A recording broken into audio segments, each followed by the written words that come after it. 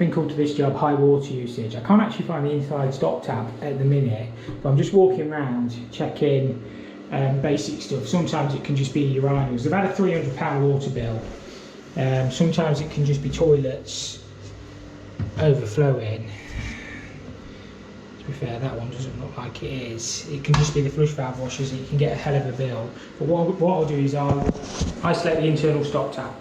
I think it's, well, they say it runs down that side. I'll have to have a look at the meter myself. Isolate the internal stop tap and then see if the meter's still spinning, because that'll tell me if it's inside or outside. Basically, if it's still spinning with the stop tap out, with stop tap short, it tells me it's outside on the supply in, which is a little bit more complicated. I'll just have a walk around, see if I can find the stop tap, and then yeah, we'll see if we can get this job sorted. See all the pipe work's coming out of the floor. I think it's a suspended floor, it feels suspended, so it could be under here. I'm just having a look, see if I can find the, sounds like something's running in here actually. Oh, there you go, look, that's running flat out. As I say, that's generally all it is. I've been getting no end of these jobs at the minute. I've probably been doing 3 or 4 a week, because they've been around putting smart water meters in, and then they get the letters through from the water board saying you've got high water usage, and generally it's toilets. That's why I'll have a walk around the building first, and it's normally something as stupid as this, believe it or not. And I've had one last year where it was about £2.5 the water bill, and it was a toilet overflowing. So yeah, just check your basics first. If you're a homeowner or anything like that, you need to check your toilets and stuff like that for water usage, because something like that, you know, it's cost you 300 quid. You know, it'll take me 5 minutes to fix it. What is it, flush valve washer? And it's just a ball valve. So yeah, ball valve in the van, what, 15 quid part, and you know, 10 minutes. But I will still check the meter outside with this isolated, but I dare say that'll fix it. Right, we'll isolate this, and we're going to go do a meter check to make sure it's not spinning. I mean, this needs fixing anyway, but I dare say this is all the cause of the problem. As soon as I walked in the room, you could hear it, and generally you can, you just need to listen. I mean, it's easy enough for us to change. It'll take 2 minutes, but yeah, we'll go and do a meter check. I don't know if the camera picks it up very well, but that is static. We'll leave that 2 minutes, or nobody else is in the building, so I'll take the meter reading now. I'll fix that ball valve, not fill it back up, and once we fix that ball valve, we'll come and check it to make sure it's not spun. It's these end red digits we're looking at, but we're also looking at the wheels, but it's clearly not moving. So yeah, that's all this one is. Generally that's all they are normally. So it's 043. We'll check it again once we've done the ball valve.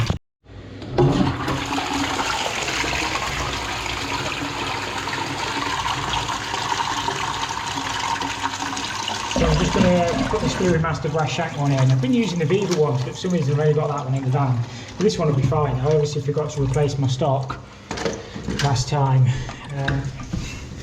So it's just a case disconnecting that nut there and whipping that one in. These are good, these are fully height adjustable and everything, so yeah, there's nothing wrong with them. I used to fit these ones all the time, these Fluid Master, but I went over to the Viva because they were side entry, bottom entry and everything, but yeah, we'll fit what we've got.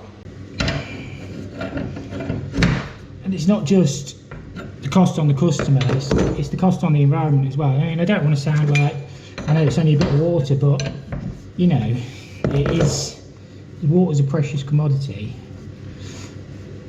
and stupid things like this. I mean, you never used to be able to put internal overflows for this exact reason, but since everybody's been on meters, they're not bothered because the customer pays the water.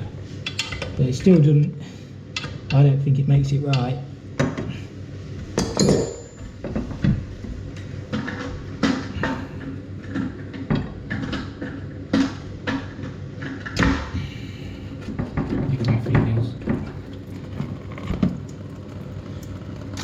Let that drain into my bucket, and we just got to put the new one through, new fibre washer on there. Job done. I like brass shank ball valves. Make life easy, don't they? So easy to strip the standard ones.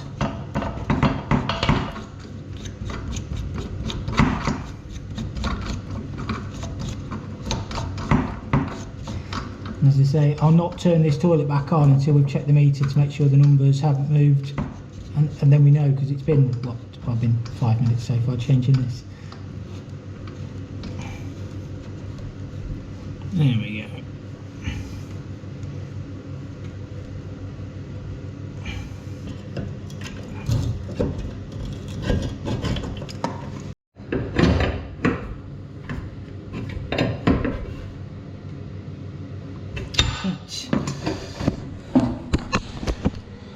That should be perfect. As I say, that's height adjustable anyway, so if we need to adjust it, but we're not going to turn it back on until we've done a meter check.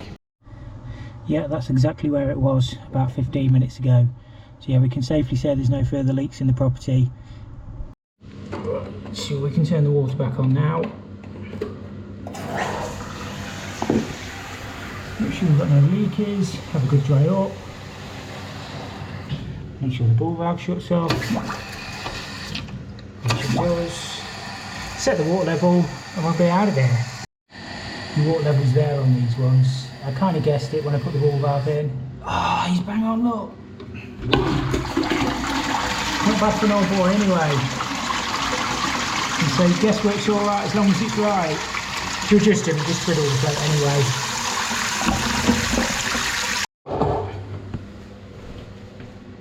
That's bang on. Right, that's got that job all sorted. So I've been getting a lot of these jobs with the installation of smart meters. It's a good idea, and to be fair to my water board, depending, this is a commercial property, but on a domestic property they won't charge you for the water. So you'll get a one-off leak. You'll have to get a plumber out, you'll have to pay for the repair, but they won't charge you for the excess water they've used, and you get that once. I don't know if all water boards do that, but it is a good initiative to obviously, they need to cut down on the amount of water that's being used and wasted, and often it is, as I say, it is these sort of things. I've had it before where we've had to put new mains and stuff like that in, but I'm going to say 80% of the time it's toilets. So yeah, it is one to watch. Right, that's got that job all sorted. We are now on our way to remove a radiator. I'm not sure what's involved in this one. I've been recommended, so I best do a good job now. I always try and do a good job anyway. But yeah, I've just had a quick look on. It's a little bit out of my area. What I try and do is know what I'm sort of going to need. You know, there's certain estates that you know it's going to be microbore, you know it's going to be copper and whatnot. But I just had a quick look on Rightmove, and it looks like it might be microbore coming out the wall. The radiators look like they're just hanging in the air. So I've got some microbore bits on the van anyway, so we'll go and have a quick look, see what we can do. I'm sure we'll be able to do something with it. I think they've got a furniture guy going in next week, and they're having some built-in wardrobes or something fitted. So yeah, we'll go and have a look, I'm sure we'll do it. Doing a little bit of surgery on this job. We've got to move a radiator 350mm across. So what I managed to do is fish a speed fit pipe. It's only 10mm in the wall anyway. I'm just going to have to use an elbow. The pipes go straight up. So I've managed to fish it behind the dot and dab. Got to do the same out of that and chop a little hole, and then I just have to patch it up best I can. Something like that. I've got to tuck the rad off, drain the system down. Tricky little jobs these. I might put a new TRV lock shield on. I think it's going to breathe in on me.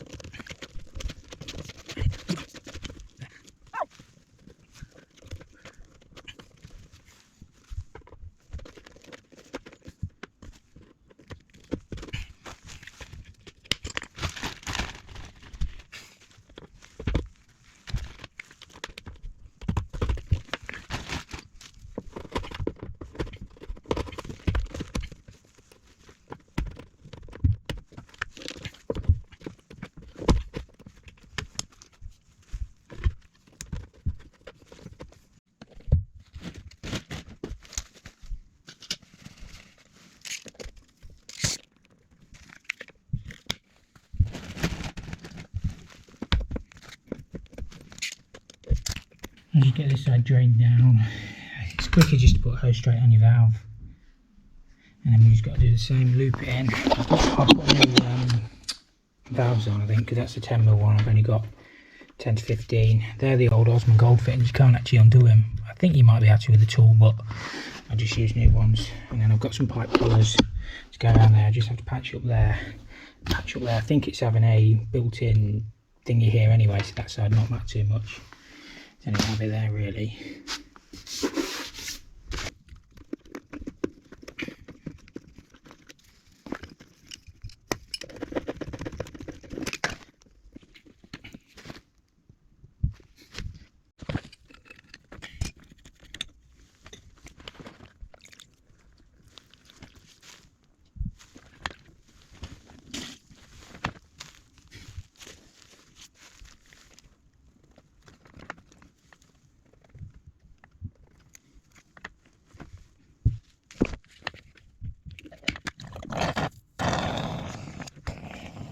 When you work on it, time to speed in.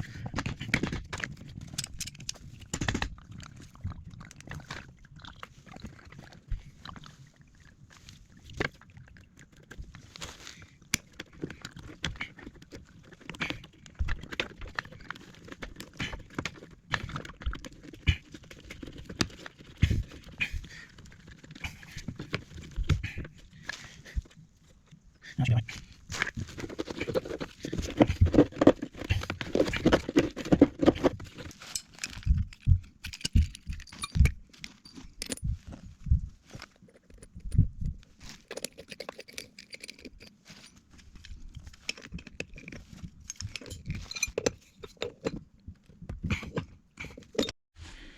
Just going to put a drop of pressure in the heating system. What I'll do is I'll pour some inhibitor in this rad at the end. I haven't drained much down, I only knocked the pressure off it.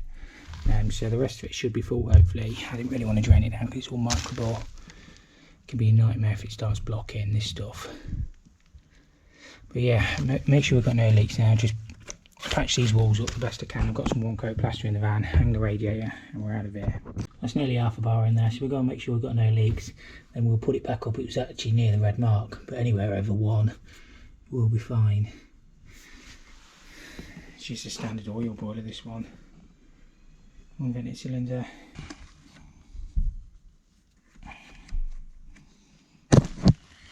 What you want to do with microbore is just make sure you're getting a flow through both of your valves. And look at the colour of it.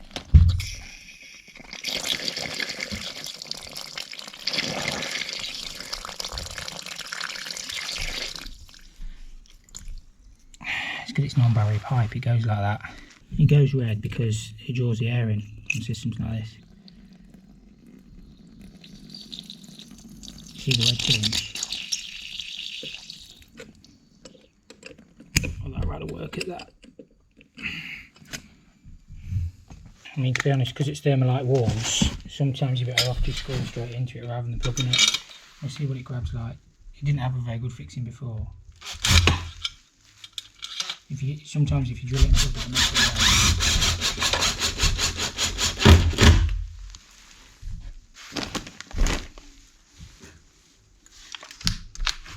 Don't use hammer. It's like butter or cheese.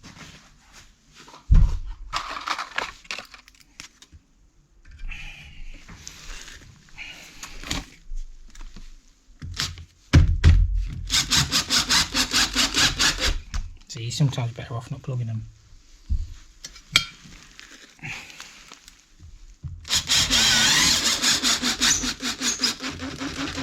They get a better fixing. That's not plugged, that's just screwed straight in. And I think they get a better fixing like that on these walls. Yeah, it's about bang on. I took the grill off to make it easy to lift. All we've got to do now is connect them back on there. We've got some 15mm pipe collars, which will probably go. I don't know, I'll do something with it, if not I'll patch up. Which I've got to anyway, let's cover that.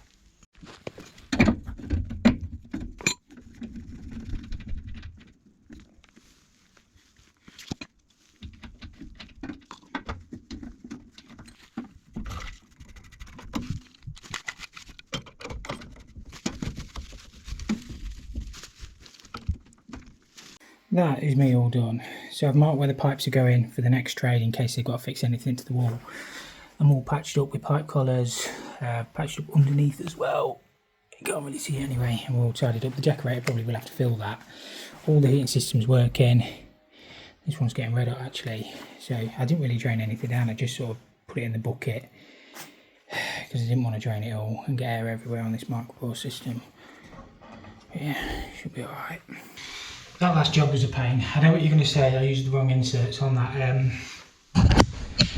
old grey pipe, but I think you're supposed to use the metal ones, but I don't even know if they make them for 10mm. I've always used them Speedfit Super Seal ones on that. I've never had a leak.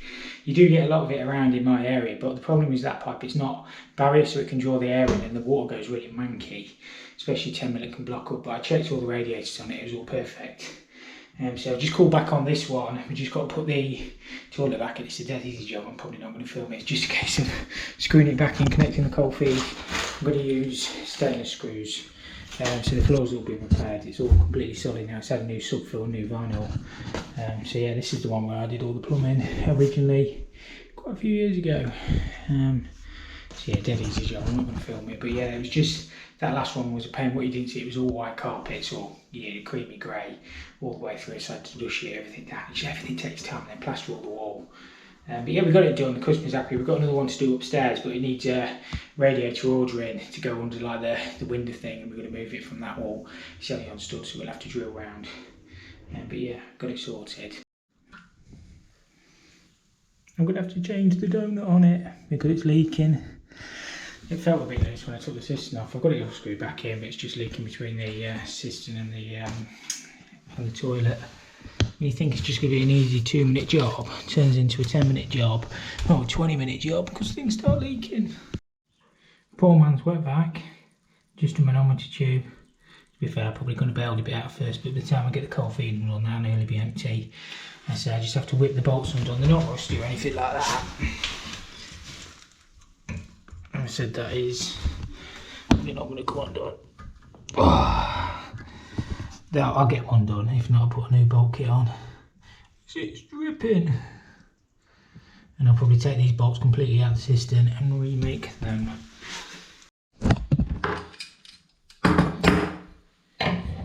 That's why they always say there's no such thing as a 5-minute job. Because even something as stupid as putting the toilet back always ends up taking longer than you think. Things start leaking, you know.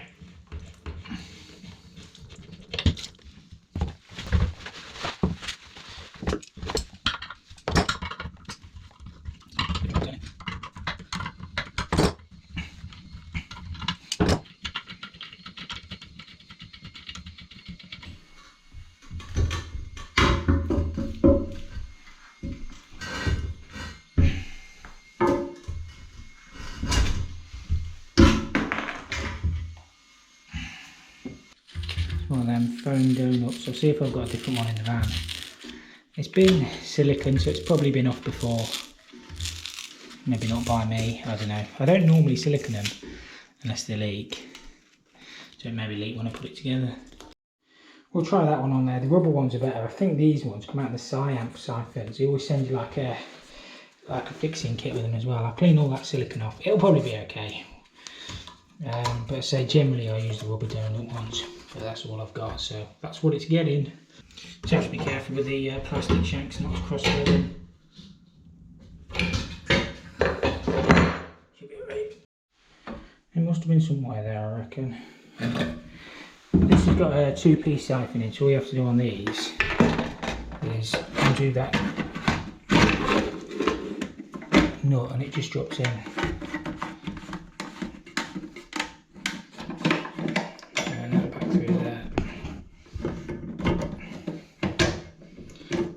Screw goes in there.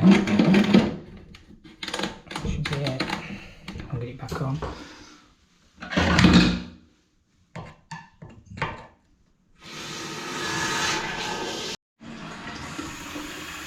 Say the magic words. Stop. The water line's there on these. To adjust that, you just twist it in.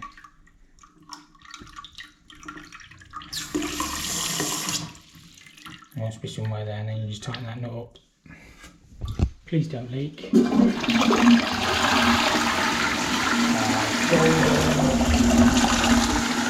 alright this time.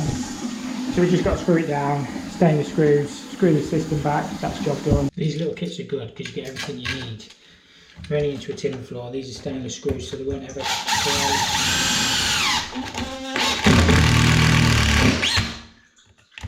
Be careful doing them with an impact driver, you really want to lift them up with a manual one.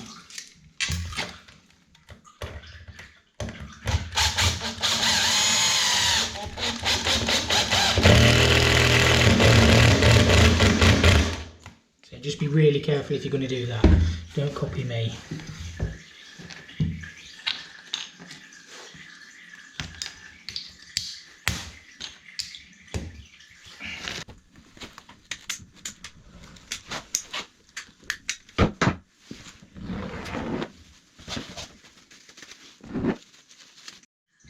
Right, so that's sealed all the way around.